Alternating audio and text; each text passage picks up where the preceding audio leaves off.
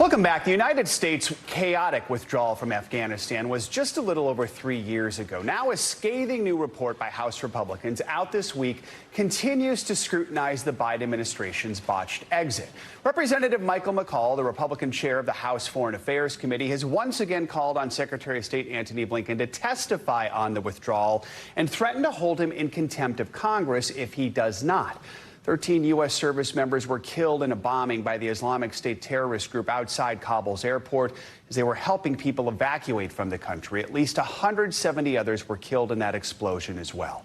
Let's bring in NBC News Capitol Hill correspondent Ali Vitali, who's covering this for us. Ali, good morning. So we know a review from the Biden administration last year claims that the administrations of both former President Trump and the current President Joe Biden are to blame for poor planning leading up to withdrawal. Most experts seem to agree both administrations share a lot of blame here. This report, what are the main takeaways?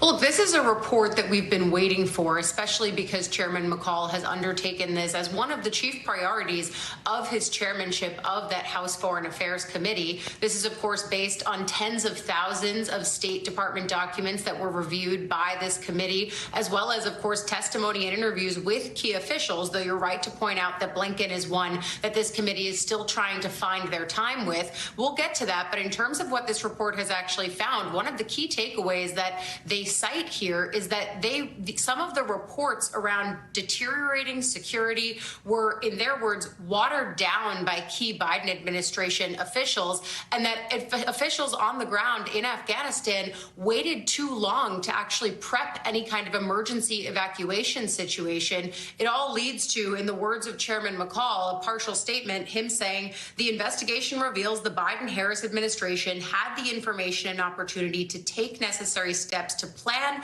for the inevitable collapse of the Afghan government. He goes on to say that at each step of the way, however, the administration picked optics over security. We should point out that Democrats on this committee are saying that this is party politics ahead of an election, but certainly this is a moment where a lot of scrutiny over that chaotic withdrawal. We all remember those images from late 2021.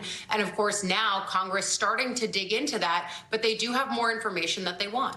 We should note the Secretary of State has testified on this topic many times before. So in reference to this request by Republicans, State Department spokesman Matthew Miller said that Blinken's not available during any of the dates proposed, but has offered, quote, reasonable alternatives to comply.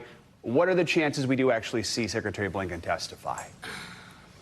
This has been a back and forth over the course of the last several months, Joe. One of the dates that this committee is proposing is sometime next week. Again, they keep hanging this threat that they will continue to try to push for the Secretary of State to appear, going so far potentially as to hold him in contempt of Congress. Despite the fact that he has testified on this issue and on Capitol Hill, committees are like this, especially those that are trying to do specialized and specific reports on things like the Afghanistan withdrawal. They want to be able to ask their own questions. They want to be able to hold their own hearings or interviews. That's why this committee is still pushing for Blinken.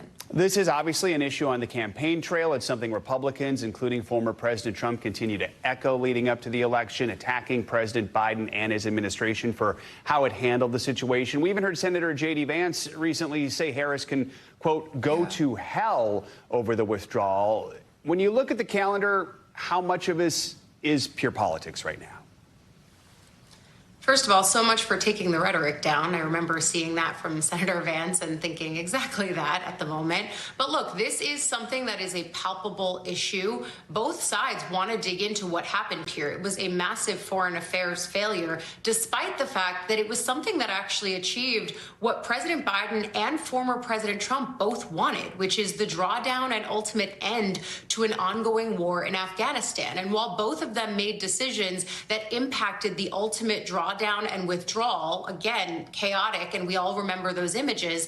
This is also something that extends far beyond Biden and Trump back to the Obama and Bush administrations. It's a foreign policy failure in many ways that's owned not just by the current administration, but by many administrations that preceded it. And it's also a point that the Trump campaign has tried to amplify out on the campaign trail. This report will likely be something that they fold into those attacks, but you're right to point out what the Biden-Harris administration administration says, which is that this is something that, yes, they made the decisions. Yes, they own the actual decisions around the withdrawal. But there were many decisions that were made by the Trump administration that sort of constrained them and locked them in. All right. Ali Vitali. Ali, thank you so much. Thanks for watching. Stay updated about breaking news and top stories on the NBC News app or follow us on social media.